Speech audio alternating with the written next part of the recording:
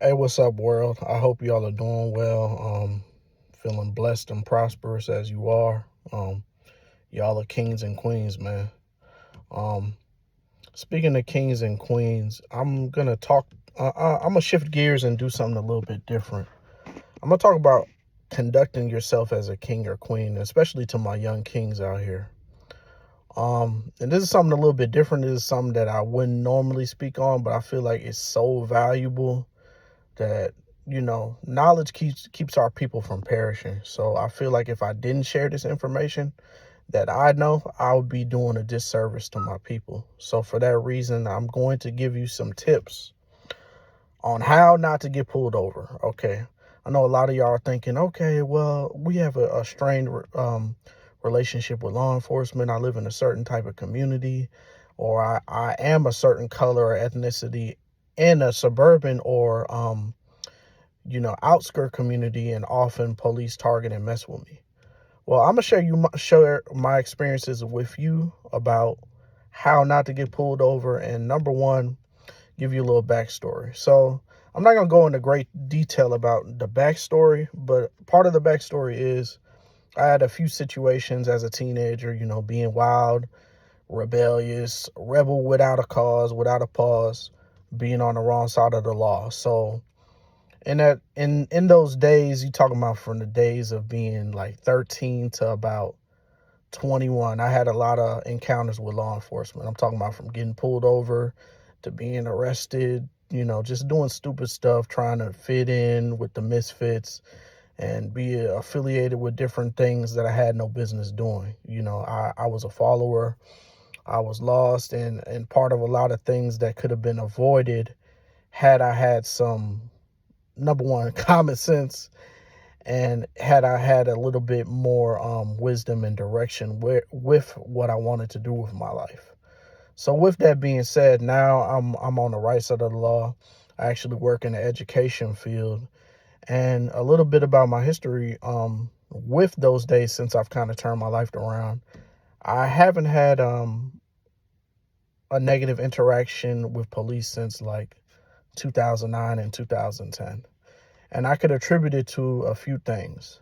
So, number one, I'm not ex-military at all, and this is one thing that people constantly get misconstrued about me. I'm not ex-military, but I come from a family where on all sides I have a lot of family members who've served, from the Air Force to my dad being a Vietnam veteran, to the Marines, Navy, Army, all of that. So good deal, right?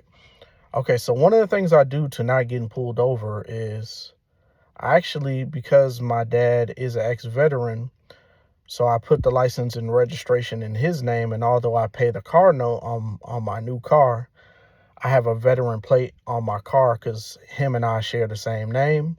And so for that reason, I put a veteran plate on my car.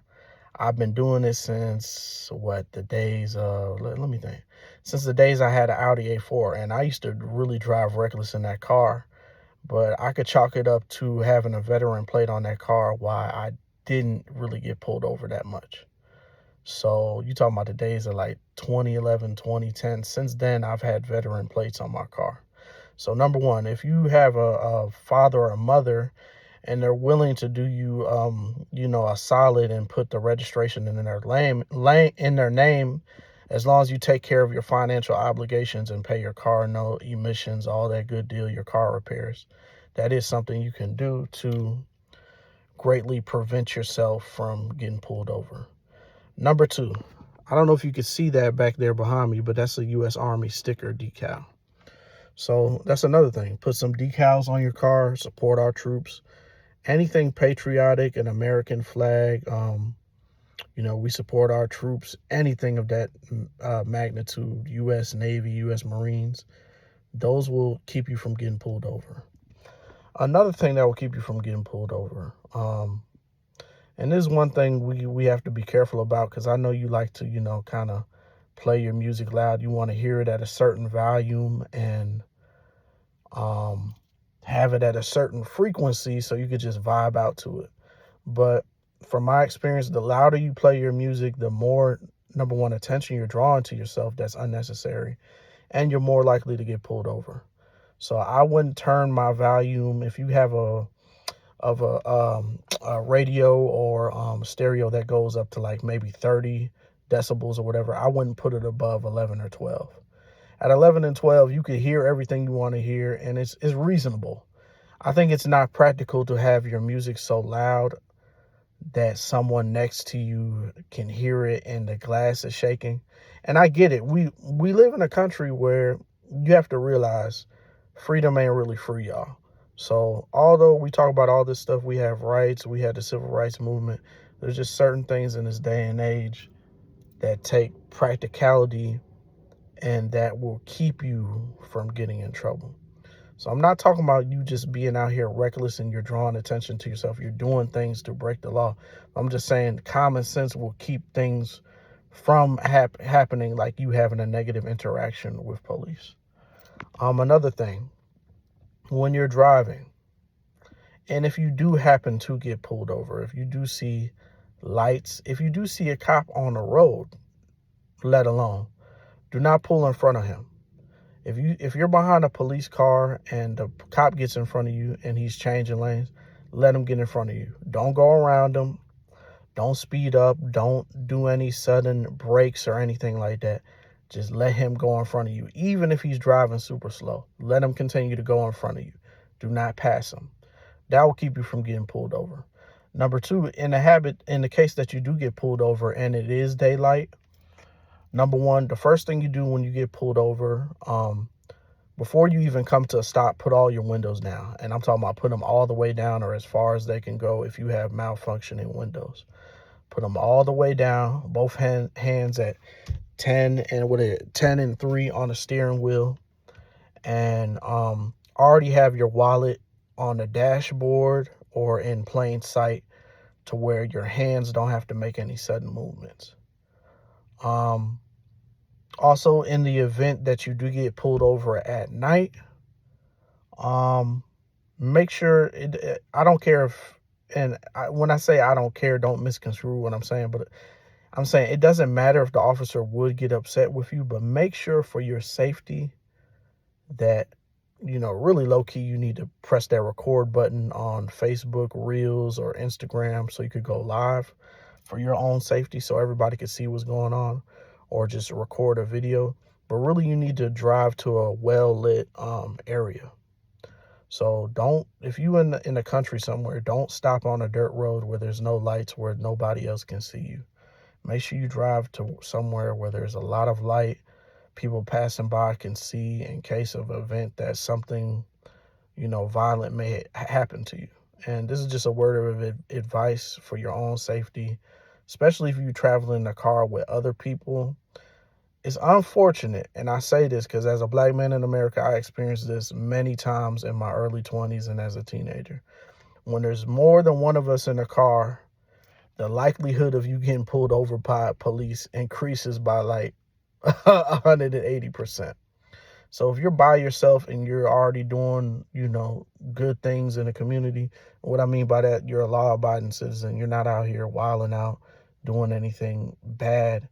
But just the likelihood of you having another young black male in your car under 40, and increases the likelihood that you'll get pulled over. So it's unfortunate, but if you could also monitor the progress that you have been making, you say, oh, I haven't got pulled over lately. Think about what you've done yourself that's been causing you to have less frequent interactions with law enforcement, number one.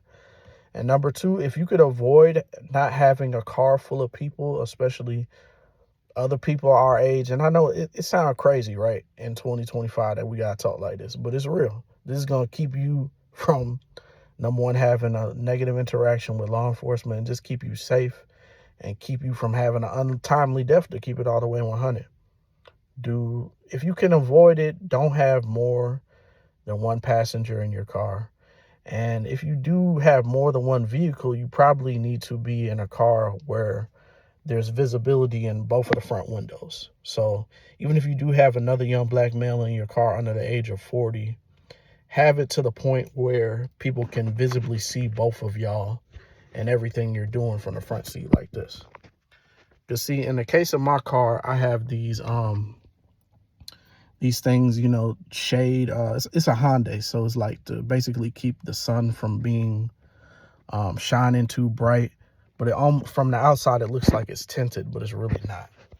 So if you could avoid driving your car that's tinted, especially at night, that's probably a good idea as well. That's going to only keep you from having, you know, an interaction with law enforcement. And like I say, I have to reiterate this. It's sad that in 2025, we have to, you know, have these type of talks, almost like we're running from the slave patrol, like we're runaway slaves. And that's not how it should be.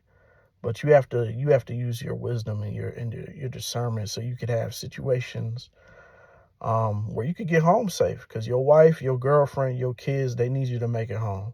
We got to go to work the next day. You know, a hero ain't nothing but a sandwich. My mom is from Louisiana, so she say that all the time. A hero ain't nothing but a sandwich, bro. If you don't have to do anything rogue or anything that brings any unnecessary drama to yourself, don't do it, bro. Just don't do it. You got to make it home to your wife, your girlfriend, your kids, whatever your situation is. You got to go to work in the morning. Live to see another day. And if that means you got to be, you know, clean cut or whatever, just to look the part so you don't look less threatening, then that's what you got to do, guys. For real. We live in a day and age. I'm covered in tattoos, as you can see. I'm covered in tattoos from head to feet. But because of the way I conduct myself and my posture as a man, it keeps me from having a lot of negative interactions with law enforcement.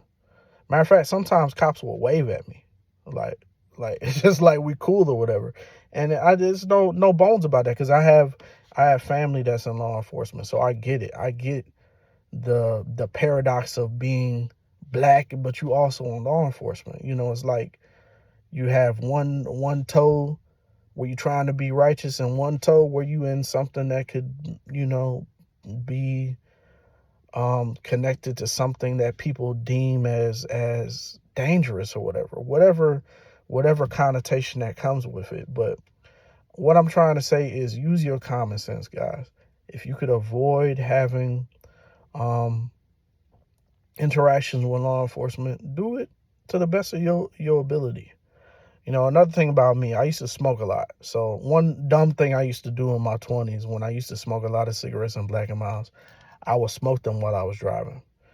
If you want a good way for cops to mess with you, smoke while you're driving. It don't even have to be a blunt. It don't even have to be a joint. It don't have to be a bong or nothing crazy like that. Like, nobody's really bold enough to really smoke weed while they drive anyway. But just the illusion, just the appearance of you looking like you may be puffing on some ganja, that's going to make people, it's going to draw attention, number one, to smoke. And number two, it's going to make police probably fuck with you. You know, just excuse my French, parlez-vous français, but that's just what it is, you know? So you got to use your smarts. If you could avoid having to smoke while you drive, if you could just hold that craving until you get to a stopping place, then do it.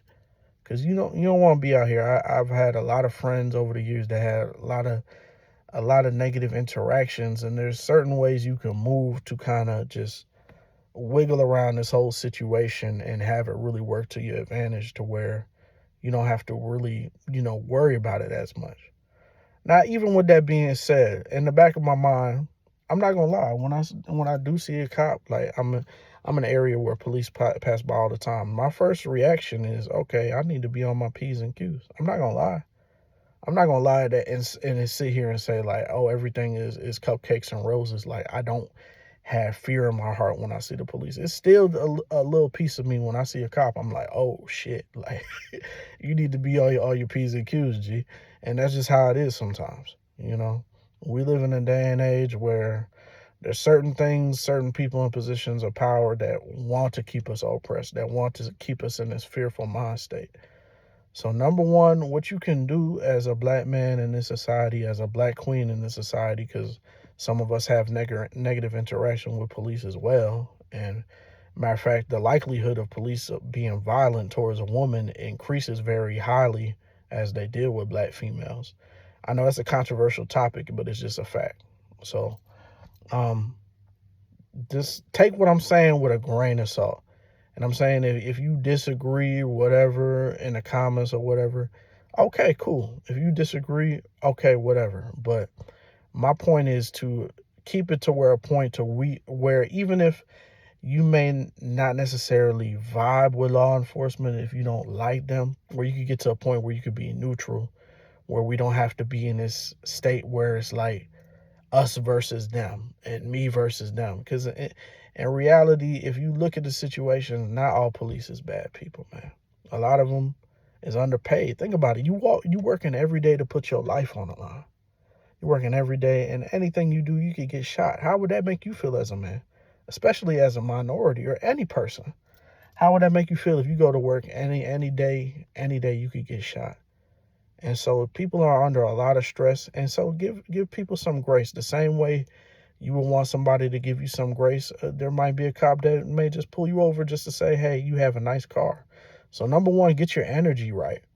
If you come off with a stank ass attitude talking to police, it's going to increase the negative interaction by like 1,000. Get your energy right. Smile, be polite. It doesn't make you a jigaboo. It don't make you an Uncle Tom ass nigga just for being polite. So you got to look at it that way. And like I said, excuse my French if you don't like it. This is just how I am. Just take it or leave it. This is how it is in the real world. So I love y'all. Remember, you got to make it home to them wife and kids and children. Make it home. Please make it home. All right. Peace.